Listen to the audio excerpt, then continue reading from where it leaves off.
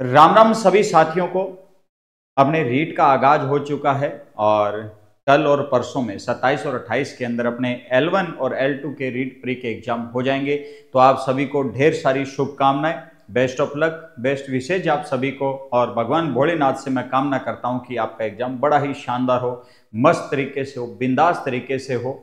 और कुछ जो अपने को अंतिम समय में एग्जाम के समय ध्यान रखने वाली बातें हैं उनसे लेकर आज का अपने वीडियो है। ज्यादा ज्यादा शेयर कीजिएगा, चैनल को सब्सक्राइब जरूर कर लेना और अपने टेलीग्राम चैनल को भी ज्वाइन कर लेना, लिंक डिस्क्रिप्शन में दे रखा है।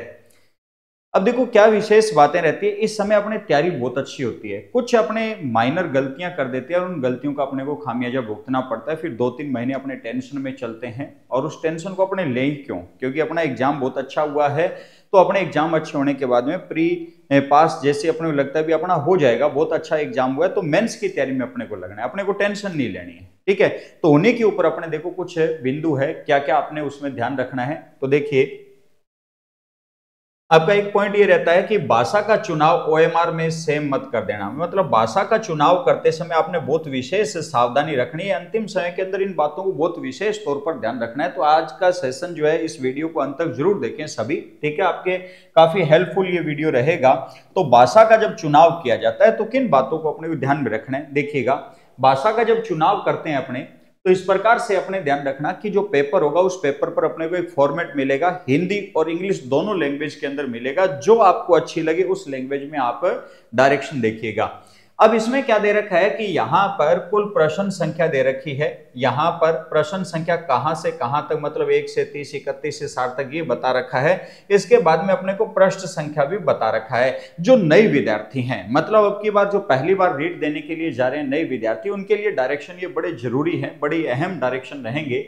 देखिए इसमें बाल विकास से संबंधित अपने को दे रखा है, जैसे 30 प्रश्न आएंगे, 1 से 30 तक प्रश्न रहेंगे, प्रश्न संख्या 3 से 9 तक रहेगा, प्रश्न संख्या अपने 3 से 9 तक रहेगा। अब इसके बाद में देखो भाषा का जो है ना विकल्प, ये चुनना बड़ा ही मतलब क्या रहता है कि कई बार विद्यार्थी गलती कर देते हैं।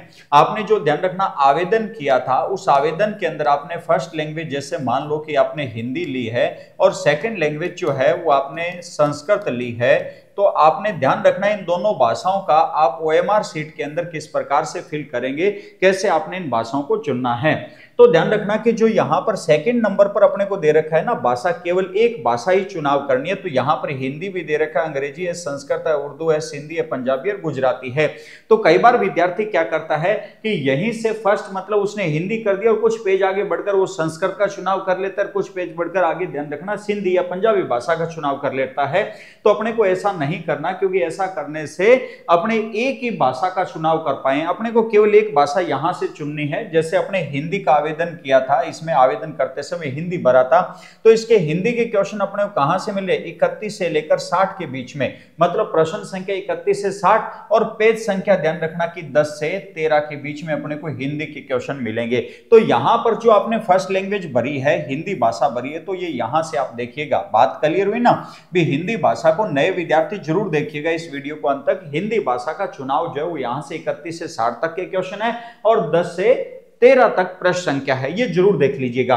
अब अपने को सेकंड भाषा जो अपने भरी थी, सेकंड भाषा संस्कृत भरी थी अपने, और सेकंड भाषा जैसे संस्कृत भरी है, जैसे पंजाबी भरी हो, किसी ने सिंधी भरी है, किसी ने गुजराती भरी है, किसी ने उर्दू भरी है, वो उसी हिसाब से अपने देखें। अब सेकंड जो भाषा है, सेकंड भाषा में भी अपने को एक ही चुनाव करना है। जैसे यहां पर भाषाओं के नाम दे रखे हैं। अब जैसे सेकंड मैंने संस्कृत चुनी थी यहां पर, तो ये देखो संस्कृत भाषा यहां पर रही। इस संस्कृत भाषा को देखना है, इनके क्वेश्चन देखो ये 61 से 90 तक ही आएंगे। देखो यहां पर 31 से 60 हो गए ना, और यहां पर देखो 61 से 90। इसमें से मत चुन देना, क्योंकि इसमें से चुनोगे तो 31 से 60, 31 से 60 सेम चलेगा। अपने को 60 के बाद नेक्स्ट पर चलना है, तो 61 से 90 के बीच में सेकंड भाषा अपनी रहती है, और प्रश्न संख्या जैसे 44 से 47 के बीच में ये संस्कृत भाषा से संबंधित आ चुका है। आपने ध्यान रखना आवेदन करते समय जो यहां पर लैंग्वेज भरी है उन्हीं का इसी प्रकार से चुनाव करना है। जैसे फर्स्ट में जैसे कईयों ने मान लो कि पंजाबी लिए, तो पंजाबी को देखो कहां से कहां तक है, 29 से 32 तक है। इसके बाद में जैसे मान लो कि सेकंड में किसी ने ध्यान रखना कि गुजराती लिए, तो गुजराती देखो कहां पर 61 से 90 तक है और 61 से 64 पेज के बीच में।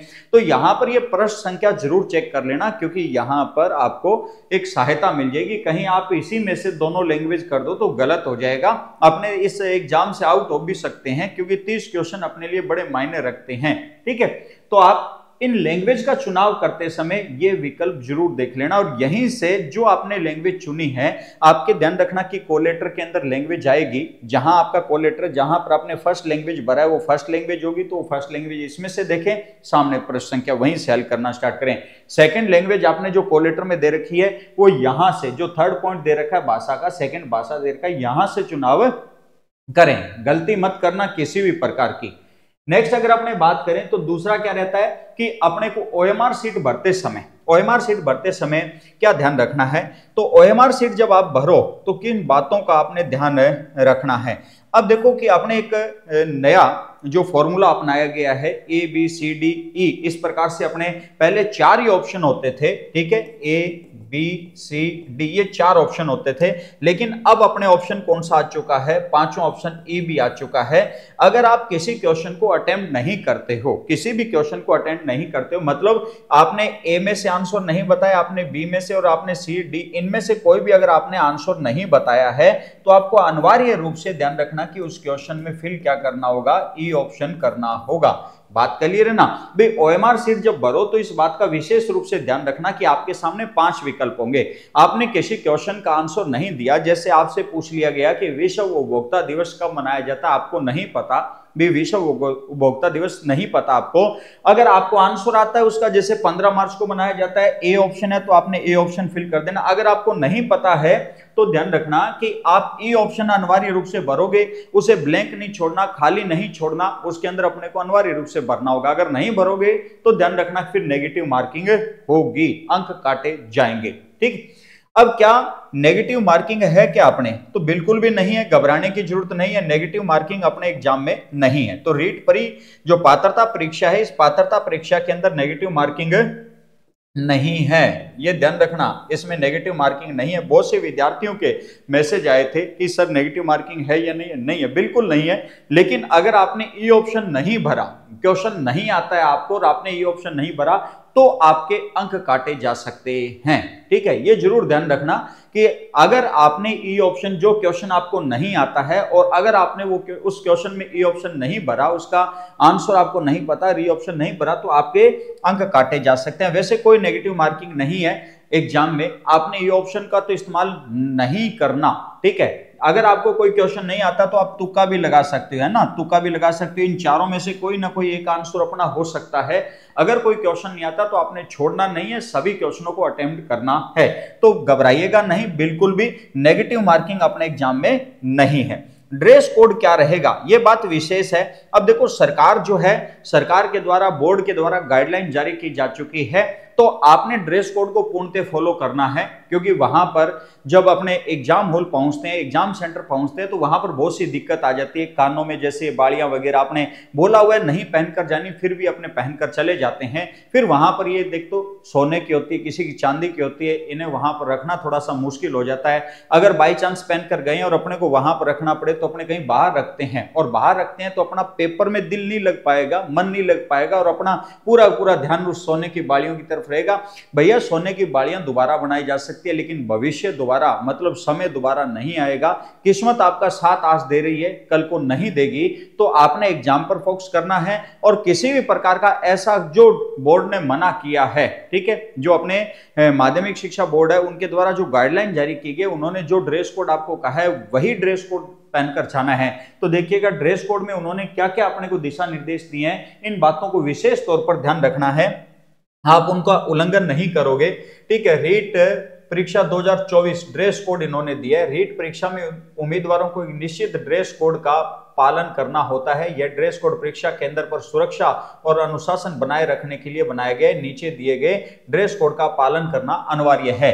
एक तो ध्यान रखना कि टी शर्ट या कुर्ता, शर्ट देखो इन्होंने कहा है शर्ट भी पहन सकते हो, टी शर्ट भी और कुर्ता, 3 चीजों इन्होंने ऑप्शन दिए। उम्मीदवार सादे शर्ट के साथ में, जैसे मान लो कि अभी मैंने जो पहन रखी है बिल्कुल सादी शर्ट है, ठीक है, इसके अंदर कहीं कोई दिक्कत नहीं है। ठीक है, टी शर्ट बिल्कुल इसी प्रकार से, कोई टी शर्ट के ऊपर कोई लोगो वगैरह ना हो, बड़ा कोई मतलब जैसे होता है ना हॉलमार्क वगैरह, जो जैसे उससे ब्रांड का नाम होता है, कोई जैसे धातु से संबंधित है, वो नहीं पहननी, बिल्कुल सिंपल पहनना है। जैसे ये कढ़ाई वाली इतना चल जाता है, लेकिन कहीं बड़ा एक लोगो यहाँ पर लोहे का सा लगा हो या कोई धातु से संबंधित लगा हो या कोई मेटल का हो तो नहीं चलेगा, ठीक है।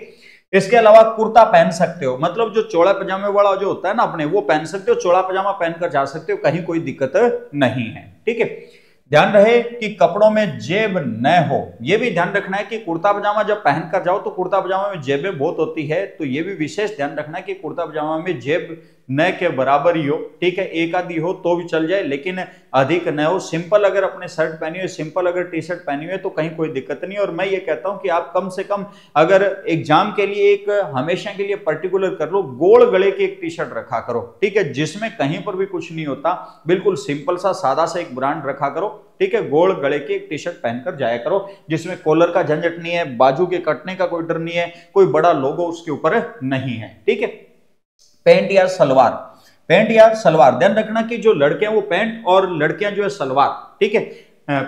पैंट या सलवार सादे और आरामदायक ध्यान रखना होने चाहिए, ठीक है। तो पैंट लड़कों से संबंधित, सलवार लड़कियों से संबंधित, बिल्कुल ध्यान रखना सादे होने चाहिए, ठीक है। पैंट में ज्यादातर जो जींस की पैंट है उसके अंदर जैसे पॉकेट साइडों के अंदर भी होते हैं, 6-7 पॉकेट होती है, तो वैसे मत पहनकर जाना, बिल्कुल सिंपल से तुम पहनकर जा सकते हो। फॉर्मल पैंट पहनने की कोशिश करना क्योंकि उसके अंदर जेब जो होगी वो नॉर्मल जेबें अपने रहती है। जूते चप्पल, जूते चप्पल जो पहनते हो उसमें पतले सोल वाले, मतलब हाई हील वाले जो बड़ी जो सोल होती है वो नहीं पहनकर जाने, आपने पतले सिंपल जो है बाटे वाली चप्पल पहन जाना जो अपने रिलैक्सो वगैरह वाली आती है, ठीक है। जूते पहनने की अनुमति नहीं है, जूते पहनकर मत जाना, फिर एग्जाम हॉल के अंदर या एग्जाम सेंटर पर जाने के बाद में कहोगे साहब हम तो जूते पहनकर आ चुके हैं, ठंड बहुत ज्यादा है, तो उससे पहले इन्होंने कह दिया जूते पहनकर नहीं आओगे। स्वेटर या जर्सी, अगर ठंड ज्यादा है तो आप मतलब स्वेटर या जर्सी पहन सकते हो, लेकिन ध्यान रहे कि इसमें बटन या मेटल या चेन न हो, मतलब कोई बड़ी चेन न लगी हो, कोई मेटल से संबंधित कोई बड़ा मतलब लोगो वगैरह जैसा ना हो, ठीक है, इस प्रकार से ध्यान रखना है। आभूषण, आभूषणों पर पूर्णतः बैन है, ठीक है। आभूषण, चेन, बटन या मेटल से बनी वस्तुएं पहनना ध्यान रखना कि बिल्कुल इन्होंने मना किया है, तो आप नहीं पहनकर जाओगे, निश्चित रूप से ध्यान रखने। और लड़कियां विशेष तौर पर, ठीक है, क्योंकि जो बालियां वगैरह होती है हाथों में, जैसे मान लो कोई कड़ा वगैरह है, कोई अंगूठी वगैरह है, बेटा इनको निकाल कर ही जाएं घर पर, ठीक है, क्योंकि घर पर रहेगी वो सुरक्षित रहेगी। आप वहां पर एग्जाम सेंटर पर अगर निकाल कर छोड़ते हो फिर अपना ध्यान उसी के अंदर रहता है, पेपर और ढंग से नहीं कर पाते, अपना सिस्टम बिगड़ जाता है, ठीक है। तो अपने को ऐसा नहीं करना है, विशेष तौर पर जो बोर्ड ने गाइडलाइन जारी की है। एक इसमें रहता है कि परीक्षा केंद्र पर मोबाइल, कैलकुलेटर, घड़ी या किसी भी प्रकार के इलेक्ट्रॉनिक उपकरण को ले जाना सख्त मना है। तो आप समझदार हो, किसी भी प्रकार के ऐसे जो प्रोडक्ट है, जो मोबाइल, कैलकुलेटर, घड़ी या अन्य कोई भी इलेक्ट्रॉनिक उपकरण है, इनका उपयोग नहीं करोगे, क्योंकि बोर्ड जो आपको डीबार भी कर सकता है और इसके अलावा ध्यान रखना कि आपके ऊपर सख्त से सख्त कार्रवाई की जा सकती है। तो ऐसे उपकरणों का अपने को उपयोग नहीं करना, क्योंकि अपने को भविष्य बनाना है, न कि भविष्य बिगाड़ना है। तो भविष्य को ध्यान में रखते हुए आप ऐसा कोई भी कदम नहीं उठाओगे। आपने बढ़िया तरीके से शांत मन से एग्जाम को देना है, बेहतरीन तरीके से। इसके बाद में एक क्वेश्चन बार बार बच्चों का आ रहा था कि सर हमने आधार कार्ड, तो ध्यान रखना कि वहां पर दिया अपडेट करवाने के लिए, आधार कार्ड अभी अपडेट हमारा होकर आया नहीं है, तो हम क्या करें। इस कंडीशन में देखो कि आपने जब आधार कार्ड अपडेट करवाया तो उसकी रिसिप्ट आपके पास होगी, ठीक है, आधार कार्ड अपडेट करवाया तो उसकी रिसिप्ट आपके पास होगी, रिसिप्ट को ले जाना, पुराने वाला जो आपके पास आधार कार्ड है उसको ले जाना, उसके साथ में एक आईडी और ले जाना, ठीक है, जैसे कोई वोटर आईडी कार्ड है या कोई पासपोर्ट वगैरह बना हुआ है, तो कोई एक स्कूली एजुकेशन से संबंधित भी आप आईडी लेकर जा सकते हो। तो एक आईडी आपके पास एक्स्ट्रा और होनी चाहिए, ताकि क्या है कि अपने को बिना किसी रुकावट के एग्जाम हॉल के अंदर प्रवेश मिल सके, क्योंकि आपने कोशिश की है उस आधार कार्ड को अपडेट करवाने की, अगर वो अपडेट होकर नहीं आया कोई टेक्निकल इश्यू की वजह से, तो अपने उसमें कुछ नहीं कर सकते, वो टेक्निकल इश्यू है, ठीक है। तो आप एक उसकी रिसिप्ट भी, सर हमने आधार कार्ड अपडेट करवाया है और 10-15 दिन हो गए अभी तक हमारा आया नहीं है, और ये हमारा मतलब पुराने वाला आधार कार्ड और ये नए वाला हमने अपडेट करवा रखा है इसमें, और ये हमारा एक आईडी प्रूफ और है, तो 2 या आईडी प्रूफ आप दोगे तो उसे मान लिया जाएगा, ठीक है, कोई कहीं दिक्कत नहीं आएगी। इसके अलावा अगर आप देखो तो बोर्ड के द्वारा ध्यान रखना कि समय बताया गया, आपने निर्धारित समय पर एग्जाम हॉल में पहुंचना है, कोई भी गड़बड़ नहीं करनी है, क्योंकि अगर आपकी गड़बड़ जो है वो ध्यान रखना कि आपको एग्जाम से बाहर कर सकती है। ठीक, देखिए राजस्थान अध्यापक पात्रता परीक्षा 2024 से 27 फरवरी 2025 को वार गुरुवार है, बृहस्पतिवार है, गुरु का वार है। गुरु का नाम लेकर, आज भोलेनाथ का नाम लेकर, भोलेनाथ पर ध्यान रखना, शिवालय के अंदर जाएं और एक पानी का लोटा चढ़ाएं कि हे महाराज हमारी मनोकामना पूर्ण करें। ठीक है, सभी विद्यार्थी जो है, प्रथम पारी जो है वो सुबह 10 बजे से दोपहर 12:30 बजे तक है और लेवल फर्स्ट में कक्षा 1 से 5 तक फर्स्ट से संबंधित रहेगा। द्वितीय पारी दोपहर 3 बजे से 5:30 बजे तक है, लेवल सेकंड से कक्षा 6 से 8 तक का रहेगा। दिनांक 28 फरवरी वार शुक्रवार है, संतोषी माता का वार है, संतोष धारण करे रखना। ठीक है, और तृतीय जो पारी है 3 शिफ्टों के अंदर है, 10 बजे से 12:30 बजे तक सेकंड लेवल है और 6 से कक्षा 8 तक है। परीक्षा प्रारंभ होने के 1 घंटा पूर्व तक परीक्षार्थी को परीक्षा केंद्र में प्रविष्ट होने की अनुमति है। मतलब अगर आपका एग्जाम 10 बजे है तो आपको एग्जाम हॉल के अंदर 1 घंटा पहले आपको प्रवेश की अनुमति है। ठीक है, उसके बाद में प्रवेश को रोक दिया जाएगा। आप समय रहते एग्जाम हॉल पर पहुंच जाएं बिना किसी विलंब के। ठीक है, हड़बड़ाहट न करें और बड़े ही शांत मन से एकाग्रता के साथ में पेपर को करें, क्योंकि तुम्हारा भविष्य तुम्हारे ध्येय के साथ में। तुम अगर धैर्य रखोगे, तुमने अगर मान लो कि बिल्कुल धैर्य रखा और एकदम शांत प्रवृत्ति से एग्जाम दिया, तो बहुत से ऐसे क्वेश्चन होते हैं कि उस समय शांत मन जो है उन क्वेश्चनों को सॉल्व करने में अपनी सहायता करते हैं। हड़बड़ाहट नहीं करनी। आज ही अपने जो डॉक्यूमेंट जो आपको चाहिए वो आज ही अपने पास रख लें, बढ़िया तरीके से किट के अंदर लगाएं और किट में लगाकर अपने निर्धारित समय पर एग्जाम हॉल पर पहुंच जाए। ठीक है, जो दूर वाले विद्यार्थी हैं वो आज ही शाम को पहुंचने की कोशिश करें वहां पर, और जो नजदीक वाले हैं भी हाँ हम पहुंच सकते हैं। किसी भी ध्यान रखना कि अपने यातायात के संसाधन जो है सरकार ने पूरी फैसिलिटी दी है, लेकिन फिर भी आपने अपने निजी साधन से भी ध्यान रखना कि जाने की कोशिश करना, क्योंकि भीड़ ज्यादा होगी। हो सकता है कि कई जैसे मान लो कि रूट की बसें परिवर्तित हो जाए, समय वगैरह जो है उनका विशेष ध्यान रखें। ठीक है, निश्चित समय पर अपने को एग्जाम हॉल में पहुंचना है। परीक्षार्थी को प्रश्न पत्र हल करने के उपरांत इस बात की जांच के लिए ओएमआर सीट आंसर सीट के समस्त प्रश्नों के एक विकल्प भर दिया गया है। मतलब जो ई वाला विकल्प भर दिया गया है नहीं है, निर्धारित समय से 10 मिनट अतिरिक्त समय भी दिया जाएगा। ये बोर्ड के दिशा निर्देश हैं। तो मुझे जो जहां तक जानकारी आपने जो मेरे से क्वेश्चन किए थे, मैंने वो क्वेश्चन आपको बता दिए हैं। आपने एक बार इस सेशन को पूरा देख लेना है, क्योंकि एग्जाम के अंदर जाने से जाते हो तो उस समय बढ़िया तरीके से आपके पास जो भी बोर्ड के द्वारा दिशा निर्देश दिए गए उन दिशा निर्देशों की आपने पालना करनी है और बेहतरीन तरीके से पालना करनी है। क्योंकि अगर आपने दिशा निर्देश बढ़िया तरीके से फॉलो किए, क्योंकि कई बार क्या होता है एग्जाम हॉल में जो प्रवेश करते हैं वही अपने टेंशन में आ जाते हैं, अरे ये नहीं है ये नहीं है। तो सब कुछ जो सरकार ने कहा है, बोर्ड ने कहा है, उन चीजों को मानना होगा, अपने को उनका साथ देना होगा, तभी ध्यान रखना कि अपना एग्जाम बहुत बेहतरीन तरीके से हो पाएगा। तो आप सभी को बेस्ट ऑफ लक, बेस्ट विशेष, और भगवान भोलेनाथ जो है आपकी रीट परी के अंदर सहायता करे, आपका धैर्य बनाए रखें। देखो पढ़ा आपने, कर्म आपने किया है, उस कर्म में भगवान भोलेनाथ तो आपकी इतनी सहायता कर सकते हैं कि जो आपने नियति में रहकर कर्म किया है, उस नियति के कर्म का आपको फल देंगे, वो निश्चित रूप से देंगे। आप सभी को हार्दिक शुभकामनाएं, बहुत बहुत शुभकामनाएं, बेस्ट ऑफ लक अगेन से आपको। ठीक है, तो आपसे एग्जाम के बाद आपसे मुलाकात करते हैं, तब तक के लिए धन्यवाद। जय हिंद, जय भारत।